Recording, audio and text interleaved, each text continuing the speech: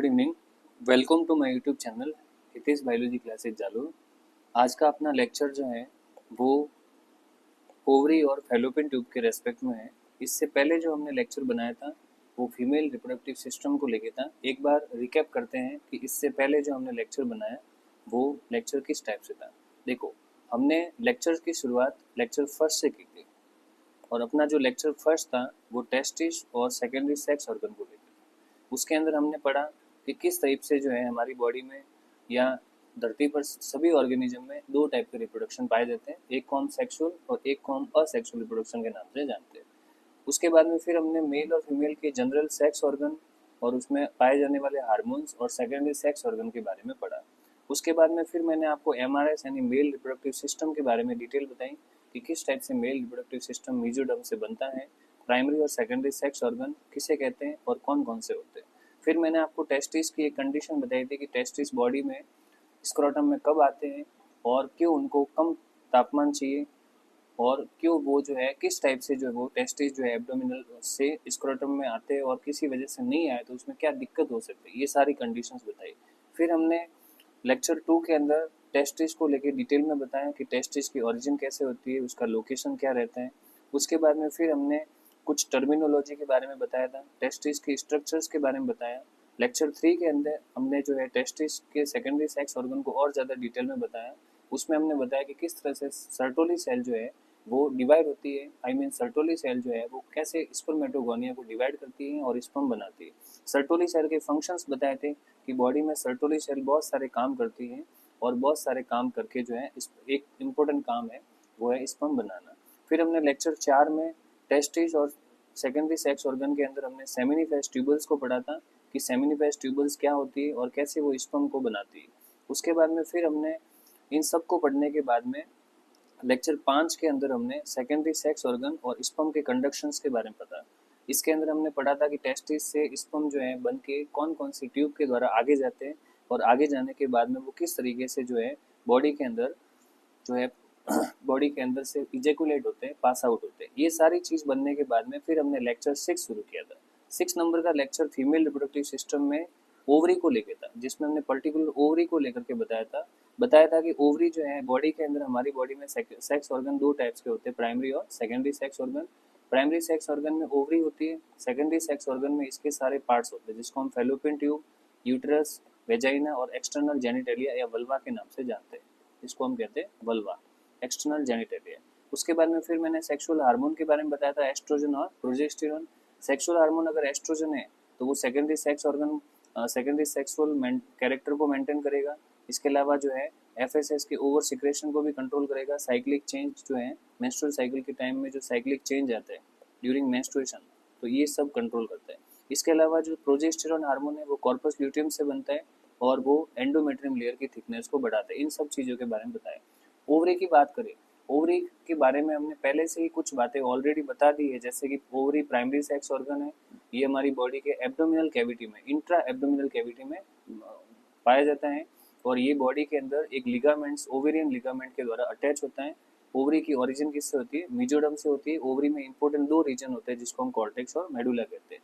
Finally ovary में मैंने तीन लेयर बताई थी। ओवरी की सबसे बाहर वाली लेयर को पेरिटोनियम लेयर कहते हैं, उसके अंदर वाली जर्मिनल लेयर होती है और फाइनली सबसे अंदर वाली ट्यूनिका एल्बुजिनिया होती है। इन सबको पढ़ाने के बाद फिर मैंने ओवरी में oogenesis के बारे में बताया था, किस टाइप से जो है ओवरी में oogenesis कंप्लीट होता है, यानी किस टाइप से एग बनता है। मैंने आपको बताया था कि जन्म से पहले बिफोर बर्थ जो है ओवरी के अंदर प्राइमरी oocyte बन जाता है और प्राइमरी oocyte जो है जन्म के बाद ओवरी के अंदर सेकेंडरी oocyte में बदलता है और सेकेंडरी oocyte में बदलता है उस समय यहाँ पर बहुत सारी जो है फॉलिकल्स बनती है, जिसमें primary follicle, secondary follicle, tertiary follicle, ये सब चीज़ें बनती है।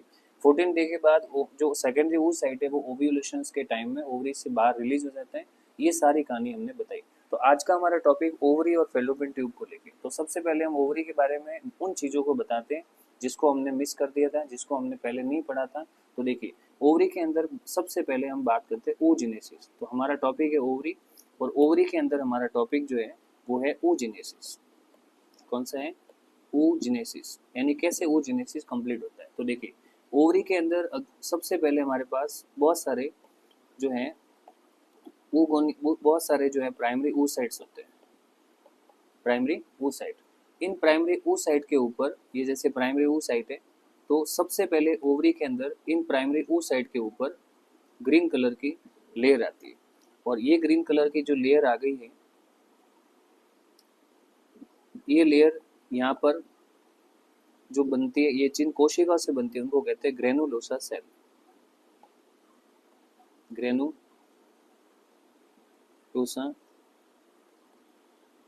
सेल्स।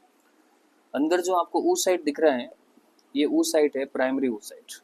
इनको हम क्या नाम देते हैं? Primary oocyte। ये है प्राइमरी oocyte, जो कि साइड में लिखा हुआ नाम, ठीक है। तो अंदर जो oocyte है, ये oocyte है, प्राइमरी oocyte, और उसके ऊपर ग्रीन कलर की जो सेल आ रही है उसको हम कहते हैं ग्रेनुलोसा सेल। अब जब किसी प्राइमरी oocyte के चारों ओर ग्रेनुलोसा सेल आ जाती है, तो उस समय जो स्ट्रक्चर बनती है इसको कहते हैं प्राइमरी फॉलिकल। इसका नाम हो गया प्राइमरी फॉलिकल, ठीक है। फिर ये प्राइमरी फॉलिकल आगे जाकर के सेकेंडरी फॉलिकल कैसे बनाएगा, तो देखिए, जैसे हमारे पास ये स्ट्रक्चर्स थी, ये एक प्राइमरी oocyte है, और इस oocyte के चारों ओर हमने अभी बताया कि एक ग्रेनुलोसा सेल है। ये एक ग्रेनुलोसा सेल है जो इसके ऊपर पाई जाती है।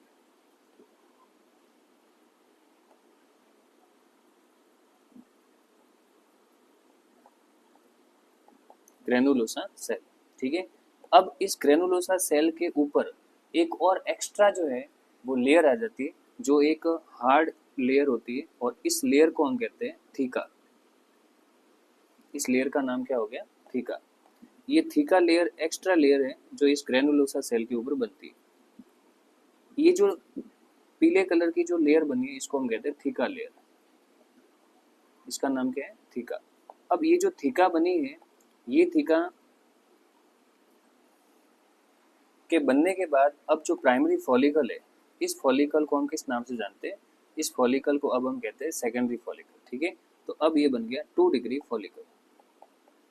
तो प्राइमरी और सेकेंडरी फॉलिकल में सबसे बड़ा डिफरेंस क्या है? Primary follicle is surrounded by granulosa cells only, but secondary follicle is surrounded by granulosa cell along with theca, which is hard layer, which is hard integument, एक integument से जो इस type से बना हुआ। ये जो बना अब सेकेंडरी फॉलिकल। अब सेकेंडरी फॉलिकल आगे जाकर के बनता है टर्सरी फॉलिकल, ठीक है। तो अब टर्सरी फॉलिकल में बनते बनते यहाँ पर कई चेंजेज आएंगे। जैसे एक तो टर्सरी फॉलिकल में, जैसे प्राइमरी और सेकेंडरी फॉलिकल के अंदर जो अंदर oocyte था वो प्राइमरी oocyte था।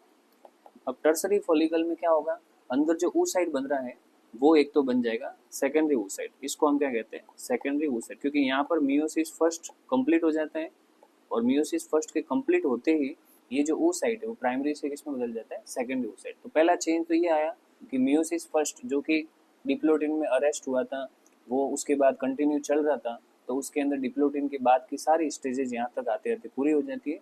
अब ये सेकेंडरी जो oocyte बना है, ये एक बड़ा चेंज है यहाँ पर। उसके बाद में अब सेकेंडरी oocyte बनने के बाद इसके ऊपर जो सेल का जो ग्रुप था, उस सेल को कहते हैं ग्रेनुलोसा सेल। ये है ग्रेनुलोसा सेल। इनका वही नाम है, ग्रेनुलोसा सेल,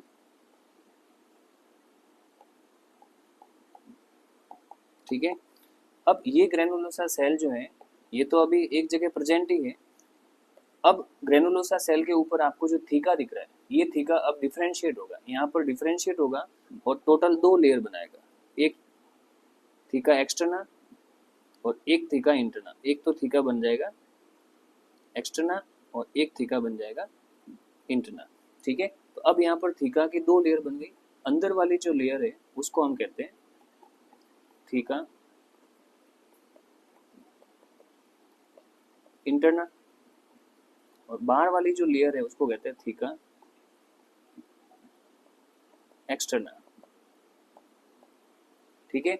जैसे ही थीका एक्सटर्ना और थीका इंटरना 2 लेयर डिफरेंशिएट हो जाती है और अंदर प्राइमरी oocyte सेकेंडरी oocyte में कन्वर्ट हो जाता है, तो यहाँ तक की जो स्ट्रक्चर्स है उसको हम किस नाम से जानते हैं? एक मैच्योर फॉलिकल, जिसको टर्सरी फॉलिकल या मैच्योर होकर के वो बन जाता है ग्राफिन फॉलिकल। इन सब के साथ यहाँ पर एक कैविटी भी बन जाती है, यहाँ पर एक कैविटी बन जाएगी, और ये जो कैविटी है, इस कैविटी के अंदर फ्लूइड भरा होता है और इस फ्लूइड को कहते हैं फॉलिकुलर एंट्रम। कैविटी का नाम है फॉलिकुलर एंट्रम और इस फ्लूइड का नाम है लिक्योर फॉलिकुली। ठीक है, तो ये जो कैविटी बनी है इस कैविटी को कहते हैं फॉलिकुलर एंट्रम।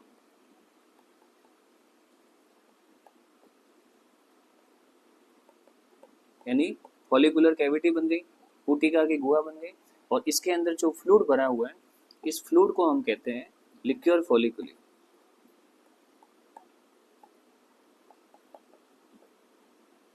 लिक्योर फॉलिकुली ये एक फ्लूइड बन गया, फॉलिकुलर फ्लूइड के नाम से भी जानते हैं। ठीक है, ये सारी चीज बन जाती। और अब जो ग्रेनुलोसा सेल है, ये ग्रेनुलोसा सेल यहाँ से काफी ज्यादा राउंडेड, मतलब काफी ज्यादा लेयर बनाएगी। जैसे एक लेयर बन रही है, एक लेयर इसके बाद और बनेगी, अब ये लेयर बढ़ती जाएगी और ये लेयर इस टाइप से बढ़ जाएगी कि इसके चारों ओर जमा हो जाएगी इस प्रकार से। और इवन जो आपको थीका दिख रही है उस थीका के चारों ओर भी ये लेयर जो है जम जाएगी इस टाइप से। ठीक है, अब ये जो लेयर बनी है तो नीचे की साइड, यानी यहाँ पर जहाँ पर ये जो लेयर बनी है नीचे की साइड, यहाँ पर एक कनेक्शन बनता है इन ग्रेनुलोसा सेल का। थीका और ग्रेनुलोसा सेल के बीच में एक कनेक्शन बनता है। ये भी ग्रेनुलोसा सेल ही है, सेकेंडरी oocyte और थीका। ठीक है, यहाँ पर देखो ये सेकेंडरी oocyte है और ये थीका है, इन दोनों के बीच में एक कनेक्शन बन रहा है। ये जो कनेक्शन है ये भी ग्रेनुलोसा सेल से बन रहा है और ये जो ग्रेनुलोसा सेल जो इनको कनेक्ट कर रही है इनका नाम है क्यूमुलस oophorus। क्यूमुलस oophorus और ये क्यूमुलस oophorus जो है वो होल्डिंग करने का काम करता है, यानी सेकेंडरी oocyte को किससे होल्ड कर रहा है, थीका लेयर से। ठीक है, और कई बार इसको हम लोग जो है न्यूट्रिशन टिश्यू भी कहते हैं, डिस्कस प्रोलीजिरस के नाम से भी जानते हैं। तो इसका ही एक नाम है डिस्कस प्रोलीजिरस जो न्यूट्रिशन का काम करता है। Discuss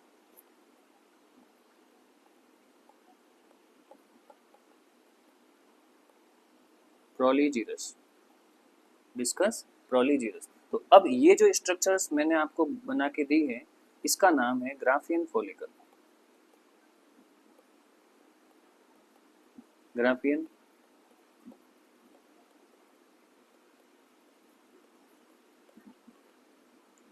follicle. तो एग्जाम में कभी भी क्वेश्चंस आए कि व्हाट इज ग्राफियन फॉलिकल, तो हम कह सकते हैं कि secondary oocyte is surrounded bye granulosa cell as well as theca interna and theca externa in which follicular antrum or follicular cavity is present which hold or which contain liquor folliculi types of liquid as well as cumular oophorus or discus proligerous types of additional tissues are also present inside the Graafian follicle. ठीक है, तो ये सारे structure जो बनी है, तो हम ओवरी के अंदर oogenesis पढ़ रहे हैं और oogenesis के अंदर folliculogenesis पढ़ा हमने, यानी किस टाइप से फॉलिकल बनते हैं। तो प्राइमरी फॉलिकल, सेकेंडरी फॉलिकल और टर्सरी फॉलिकल, ये तीन टाइप के फॉलिकल है। टर्सरी फॉलिकल फाइनली कन्वर्ट हो जाते हैं और वो बनाता है ग्राफियन फॉलिकल। प्राइमरी फॉलिकल के अंदर हमने देखा कि प्राइमरी oocyte है जिसके चारों ग्रेनुलोसा सेल है। सेकेंडरी फॉलिकल के अंदर हमने देखा कि प्राइमरी oocyte के चारों ग्रेनुलोसा सेल और साथ ही साथ एक थीका लेयर भी आ जाती है।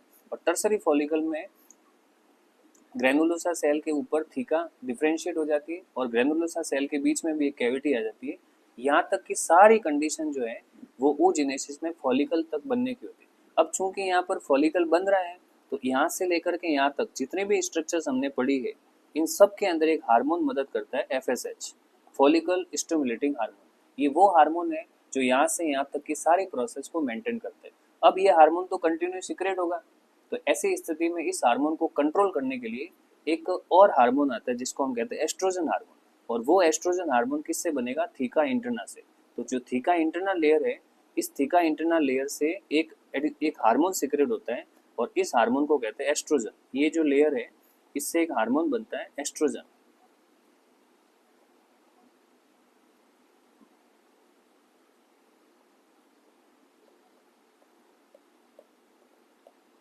और ये जो एस्ट्रोजन हार्मोन है ये फीडबैक इनहिबिशन का काम करती है, फीडबैक नेगेटिव फीडबैक इफेक्ट का काम करती है और ये उसी FSH को क्या कर देगी, कंट्रोल कर देगी, जिसकी वजह से ये सारा प्रोसेस रुक जाएगा। अब FSH ने तो फॉलिकल बना दिया। अब जब FSH फॉलिकल बना रहता है तो करीबन 13 दिन बीत जाते हैं और आता है 14वां दिन यानी 14 डेज। 14 डे पे एफएसएस तो अपना काम कर ही रहा होता है। इतने में यहाँ पर एक और हार्मोन आता है जो एफएसएस से ज़्यादा स्ट्रांग होता है या ज़्यादा उसका पीक लेवल होता है, और उसको हम कहते हैं एलएच या ल्यूटिनाइजिंग हार्मोन। ठीक है, तो अब इस सारी प्रोसेस के बीच में एक हार्मोन आता है ल्यूटिनाइजिंग हार्मोन।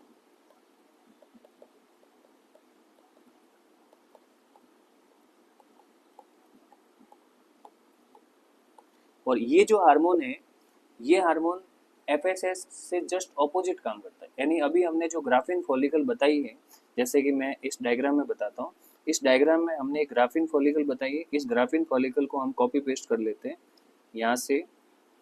ये है ग्राफिन फॉलिकल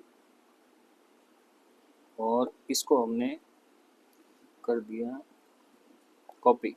ठीक है, और ये आ गया इधर, इसको हमने कर दिया पेस्ट।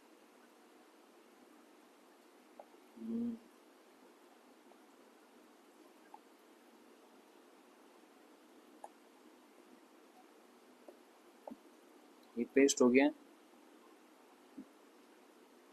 तो अब ये जो स्ट्रक्चर्स अपने को दिखी है, इस पूरे स्ट्रक्चर्स को हम किस नाम से जानते हैं? Graphene follicle. अब इस ग्राफिन फॉलिकल के यहाँ से हमने कहा कि यहाँ से यहाँ तक का जो डेवलपमेंट है वो किसने किया? एफएसएच ने। अब इसी एफएसएच को कंट्रोल करने के लिए कौन आ रहा है? एस्ट्रोजन। तो इसी ग्राफिन फॉलिकल में आपको एक लेयर का नाम दिख रहा है थीका इंटरना, और थीका इंटरना क्या बनाती है? एस्ट्रोजन। और ये एस्ट्रोजन हार्मोन इस एफएसएच को क्या करेगा? कंट्रोल करेगा। यानी एफएसएच को कंट्रोल करने के लिए एक नेगेटिव फीडबैक इफेक्ट का काम करेगा और इस प्रोसेस को रोक देगा। तो हमने काम देखा कि इस पूरे ग्राफिन हमने यहाँ से इसको ऐसे जो है लाइन के थ्रू बताते हैं। इस ग्राफिन फॉलिकल में एक लेयर है जिसका नाम है थीका इंटरना। ठीक है, फ्लो चार्ट के हिसाब से बताते हैं। अब ये थीका इंटरना यहाँ पर एक हार्मोन बनाती है एस्ट्रोजन, और ये एस्ट्रोजन हार्मोन जो है वो किसके ऊपर अटैक करेगा? ये एस्ट्रोजन हार्मोन अटैक करेगा एफएसएस के ऊपर, और यहाँ पर आने के बाद किसका काम करेगा? नेगेटिव फीड बैक इफेक्ट का काम करेगा।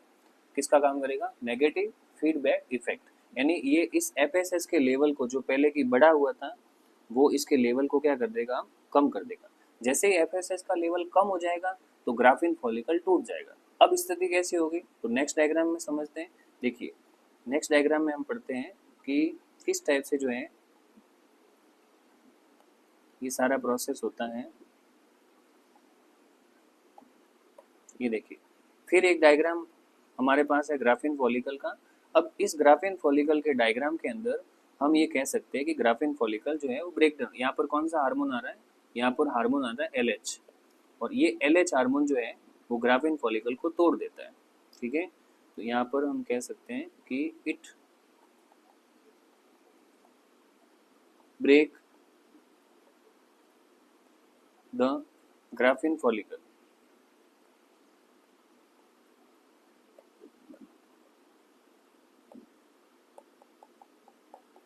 It break the graafian follicle.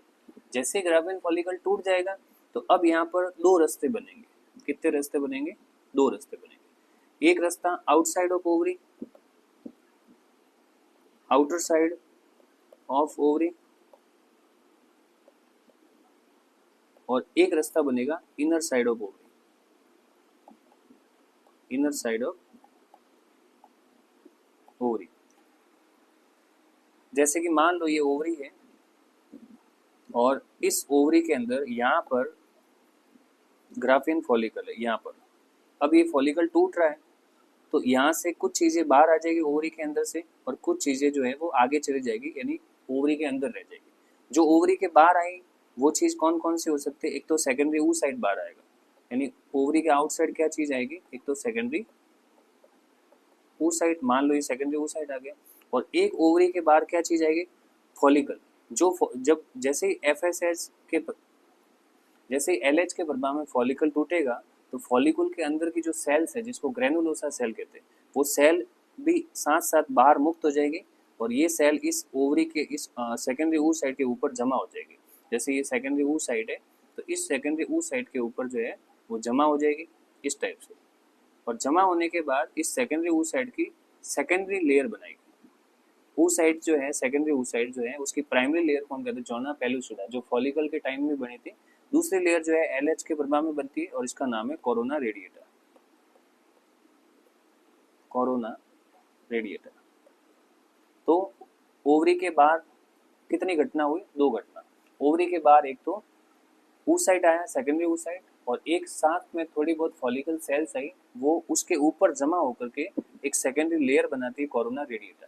ठीक है, अब बात करते हैं अंदर साइड। तो इस डायग्राम में देखो कुछ फॉलिकल्स तो बाहर आ गया विथ सेकेंडरी oocyte। अब अंदर बहुत सारा फॉलिकल रह गया।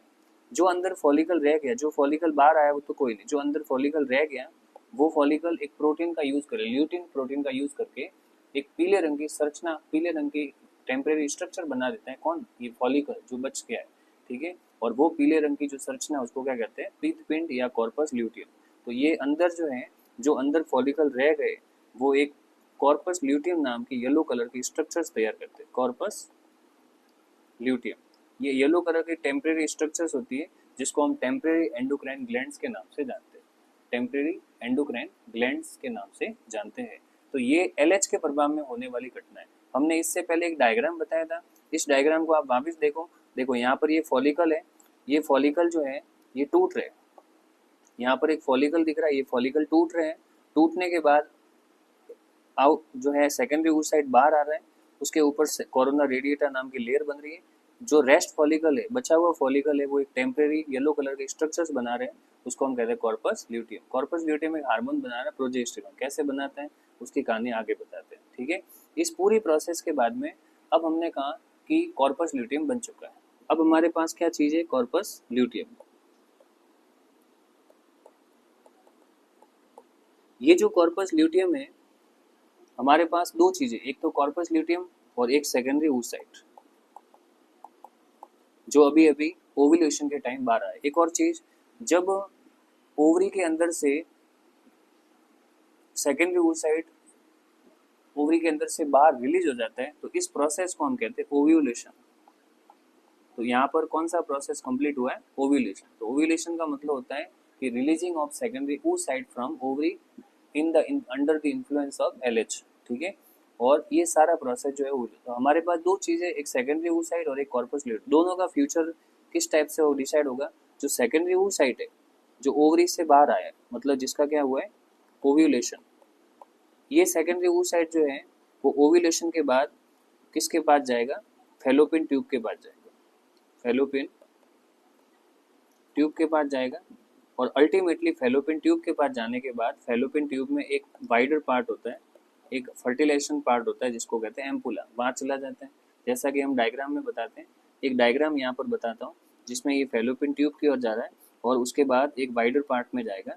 जैसे एक डायग्राम है हमारे पास, ये देखिए, इस डायग्राम में हमें दिख रहा है कि यहाँ पर इस डायग्राम में हमें दिख रहा है कि देखो ये ओवरी है, इस ओवरी से एग बार रिलीज हुआ, ये बार रिलीज होने के बाद ये एग कहाँ जाएगा, फैलोपियन ट्यूब में।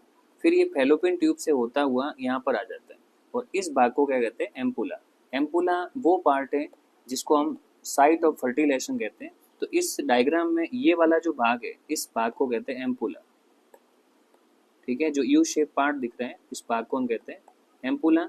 और ये ह्यूमन के अंदर साइट ऑफ फर्टिलाइजेशन, मतलब यहीं पर अंडा आकर के रुक जाएगा और उसका आगे क्या होगा, फर्टिलाइजेशन। तो ampulla is site of fertilisation in human female, fertilisation.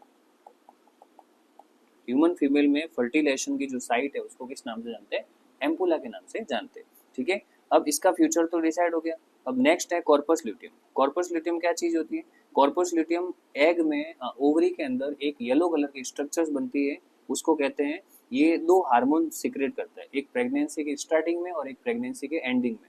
Pregnancy की स्टार्टिंग में जो हार्मोन बनता है उसको कहते हैं प्रोजेस्टेरॉन,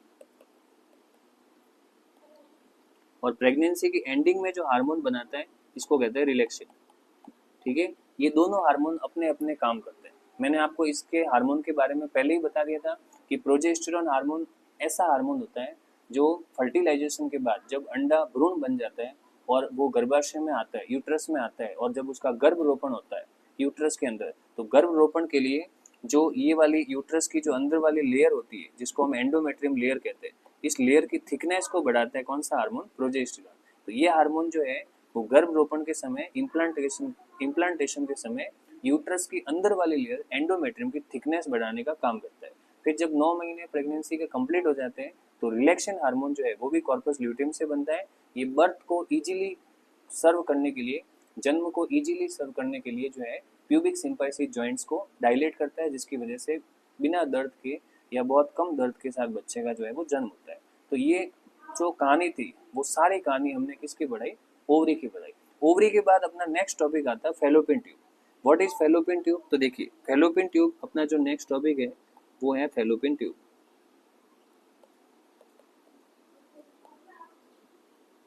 फैलोपियन ट्यूब की अगर बात करें तो देखो जैसे ये हमारे पास एक फीमेल रिप्रोडक्टिव सिस्टम है और इस फीमेल रिप्रोडक्टिव सिस्टम के अंदर यहाँ पर एक ट्यूब होती है इस टाइप से।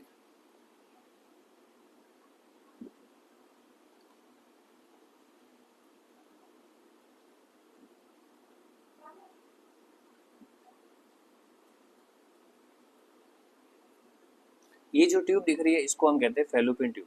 फैलोपियन ट्यूब के मोस्टली 3 भाग होते हैं। एक भाग जो यहाँ पर देखने को मिलता है इसको हम कहते हैं इनफंडिबुलम, इनफंडिबुलम।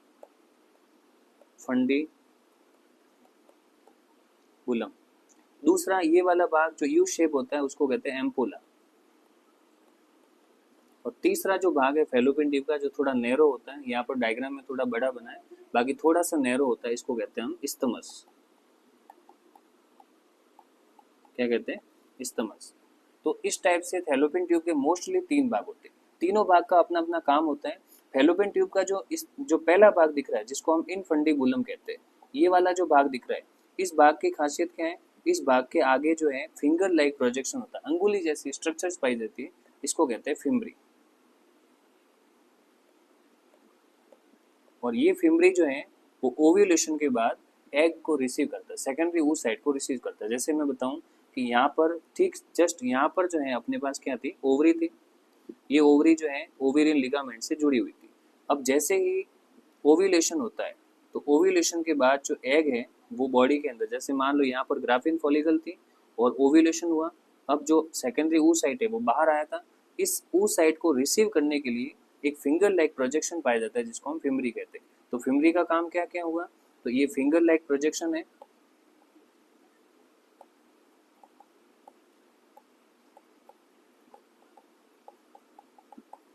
और इसका मेन काम क्या है? Receive the egg, it receive the egg, it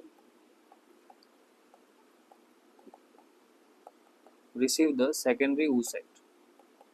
तो सेकेंडरी ऊ साइट को ये रिसीव करने का काम करते हैं, होल्ड मतलब ग्रैंड करने का काम करती है। अब इस फिम्बरी के ठीक ऊपर आपको जो एक स्ट्रक्चर दिख रही है, ये जो आपको एक पोर दिख रहा है, इस पोर को हम कहते हैं ऑस्टियम। इसका नाम क्या है? ऑस्टियम। ऑस्टियम एक बड़ा सा छिद्र होता है, बड़ा सा होल होता है, जहाँ से जो फिम्बरी द्वारा ग्रैंड किया हुआ सेकेंडरी ऊ साइट है वो किसकी ओर जाएगा? एम्पुला। अब इनफंडिबुलम क्या है? तो ये ओवरी के जस्ट पास वाला भाग है जो फिम्बरी बनाता है, यानी हम कह सकते हैं कि infundibulum is first part of fallopian tube which is closest to the ovary. तो हम कह सकते हैं कि ये first part of fallopian tube है, first part of fallopian tube. और ये जो है एक जगह थोड़ा सा वाइड होता है जिसको हम एम्पुला कहते हैं, जिसको हम जगह थोड़ा सा जो है वाइड होता है। एक मिनट, ये first part of fallopian tube है, ये एक जगह फिंगर लाइक प्रोजेक्ट बनाता है जिसको हम क्या कहते हैं? फिम्बरी कहते हैं। इसका मेन ये इसके बारे में आपको ये बात याद रखनी है कि closest to the ovary, closest to the ovary. Ovary के बिल्कुल पास वाला जो पार्ट होता है उसको हम किस नाम से जानते हैं? उसको हम कहते हैं इस जो है इनफंडिबुलम। तो ये हो गया इनफंडिबुलम। इनफंडिबुलम के बाद अब नेक्स्ट जो पार्ट आपको दिख रहा है उस पार्ट को हम कहते हैं एम्पुला। एम्पुला क्या है? अभी थोड़ी देर पहले बताया, it is actual site of fertilisation, actual site of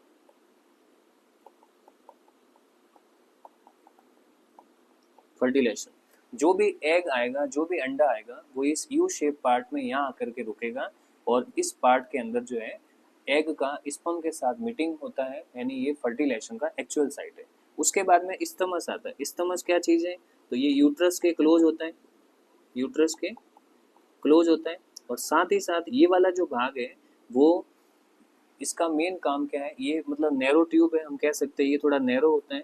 और इसका काम क्या है? वो जो ऊ साइट है, सेकेंडरी ऊ साइट, जो एग बन चुका है या एग अभी नहीं बना, नॉर्मली अनफर्टिलाइज एग भी हो सकता है, उसको कंडक्ट करता है आगे की ओर। तो फैलोपियन ट्यूब के 3 भाग है जिसके बारे में बातें याद रखनी है, इनफंडिबुलम, एम्पुला और स्टमस। इनफंडिबुलम जो है फैलोपियन ट्यूब का फर्स्ट पार्ट है, जो कि ओवरी के क्लोजेस्ट होता है। इसके जस्ट आगे फिंगर लाइक प्रोजेक्शन है जिसको हम फिम्बरी कहते हैं, जो ऊ साइड को रिसीव करता है। उसके बाद एम्पुला साइट ऑफ फर्टिलाइजेशन है। उसके बाद स्टमस, ये नैरो ट्यूब है जो यूट्रस के क्लोज होता है। पूरी फैलोपियन ट्यूब की अगर बात करें तो ये फैलोपियन ट्यूब जो है वो 10 से 12 सेंटीमीटर लॉन्ग होती है और इसके अंदर जो है सीलिएटेड एपिथेलियल टिश्यू पाए जाते हैं। सीलिएटेड एपिथेलियल टिश्यू पाए जाते हैं।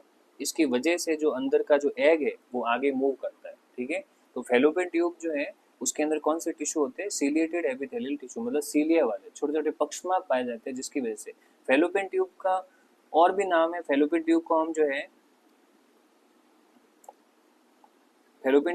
जो है यूटेराइन ट्यूब के नाम से भी जानते हैं।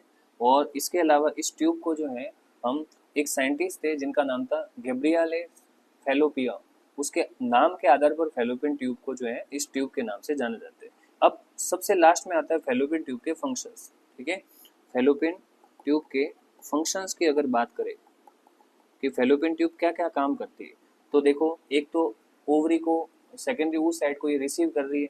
रिसीव करके तो हम कह सकते हैं कि एक तो सेकेंडरी ऊ साइड को क्या करती है? रिसीव करती है। रिसीव करने का भी काम यही कर रही है।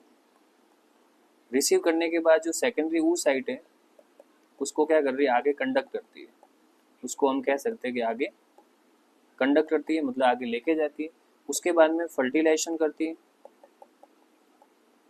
अब फर्टिलाइजेशन के लिए स्पर्म भी तो फैलोपियन ट्यूब में आएंगे, यहाँ से जो है स्पर्म भी तो फैलोपियन ट्यूब में आ रहे हैं, तो ये स्पर्म को भी क्या कर रही है? कंडक्ट कर रही है। तो conduct to sperm, conduct to sperm, तो सिर्फ ओवम को ही कंडक्ट नहीं करती, स्पर्म को भी कंडक्ट करती है। उसके बाद में फिर जो, अगर मान लो फर्टिलाइजेशन हो गया, तो जो क्लीवेज प्रोसेस शुरू होती है, मोरूला ब्लास्टुला, वो भी इसी में होती है। तो क्लीवेज के अंदर भी मदद कर रही है। और क्लीवेज बनने के बाद जब सेल, क्लीवेज के टाइम में जब सेल की संख्या बढ़ेगी, मोरूला बनेगा, ब्लास्टुला बनेगा, उस समय उन सेल को न्यूट्रिशन देने का भी काम फैलोपियन ट्यूब करती है। ठीक है, तो इस तरह से फैलोपियन ट्यूब के बहुत सारे काम होते हैं कि ये ऊ साइड और स्पर्म को कंडक्ट करती है, ऊ साइड को रिसीव भी करती है, और इसके अलावा क्लीवेज और न्यूट्रिशन का भी काम करती है, फर्टिलाइजेशन का भी काम करती है। तो आज का अपना जो टॉपिक था वो फैलोपियन ट्यूब और ओवरी को लेके था, कि ओवरी क्या चीज़ होती है और फैलोपियन ट्यूब क्या चीज़ होती है। तो हमने शुरुआत की थी ओवरी में फॉलिकुलोजेनेसिस से, कि किस टाइप से प्राइमरी, सेकेंडरी, टर्सरी फॉलिकल बनता है। फिर उसके बाद में फॉलिकल टूट के किस टाइप से जो है ओव्यूलेशन होता है, और ओव्यूलेशन के बाद में किस टाइप से जो है कॉर्पस ल्यूटियम बनता है। और उसके बाद में हमने फैलोपियन ट्यूब्स को लेकर के बात बताई कि फैलोपियन ट्यूब किस टाइप से काम करते हैं। ठीक है, इसी के साथ मैं अगला लेक्चर जो है, इसी प्रोसेस को कंटिन्यू करके मैं अगला लेक्चर कल जो है शाम को 7 या 8 बजे जो है पोस्ट करूँगा, और उसमें अपना टॉपिक होगा यूट्रस और वेजाइना और एक्सटर्नल जेनिटेलिया, यानी FRS फीमेल रिप्रोडक्टिव सिस्टम के 2 पार्ट हमने कंप्लीट किए, ओवरी और फैलोपियन ट्यूब। कल का अपना टॉपिक, कल शाम को 7 या 8 बजे जो अपना टॉपिक शुरू होगा वो होगा ओवरी, ओवरी नहीं, यूट्रस, वेजाइना और एक्सटर्नल जेनिटेलिया, वल्वा। ठीक है,